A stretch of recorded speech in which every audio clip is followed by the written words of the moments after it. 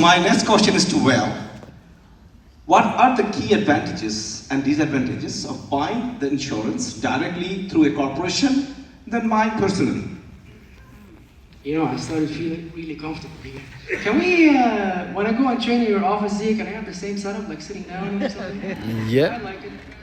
Okay, advantages and disadvantages of buying insurance directly through corporation. I'll speak about the advantages first. The first advantage for buying life insurance through a corporation is that it's cheaper. What do I mean by cheaper? Not the cost.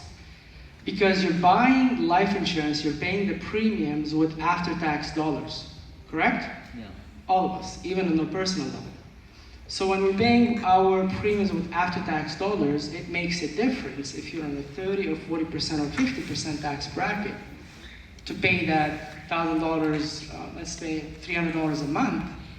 If you're in a high tax bracket, this means pre-tax dollars, you have to pay a lot more, right, to get that after-tax premium. But with corporations, because they pay a way lower tax rate, I believe it's 12.5, this means the pre-tax dollars to get that same $300 is cheaper than buying it personally. This is the first thing. Second thing, buying life insurance from a corporation, through a corporation, provides a really good solution to shelter the excess cash that is in the corporation, because business owners, when they start making money, they get the profits in the corporation, they don't have a lot of options, right? It's if they want to withdraw this money, this profit personally, instead, let's say their lifestyle is $80,000 a year or $100,000 a year, if they decide to take $150,000 out of the corporation, guess what? You're going to pay more taxes because right now in a higher marginal tax bracket, right? So when you buy, that's life insurance is one way to shelter the excess cash that is in the corporation without incurring any passive income tax. Because we all know, when the corporation makes money and they use this money to grow their business, they are investing in their business, that's fine.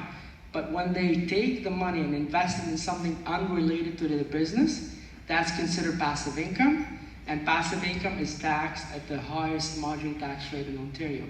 So that's why having corporate life insurance serves many purposes. Disadvantages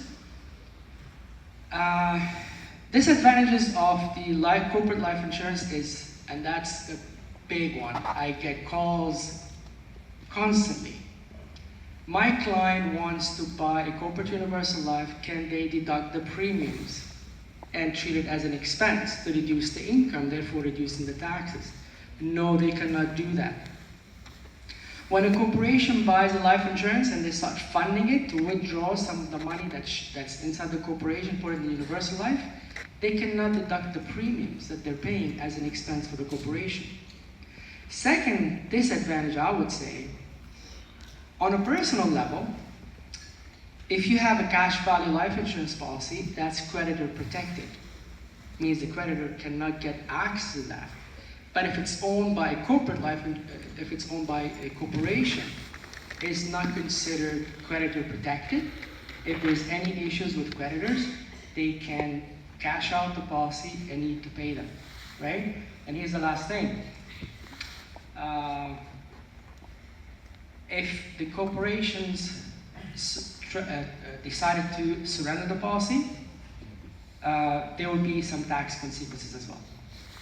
So what are the advantages and disadvantages? There are advantages, for sure, because the major dilemma that every business owner has, if I've got excess cash, what do I do with it? Withdraw it, I pay more taxes.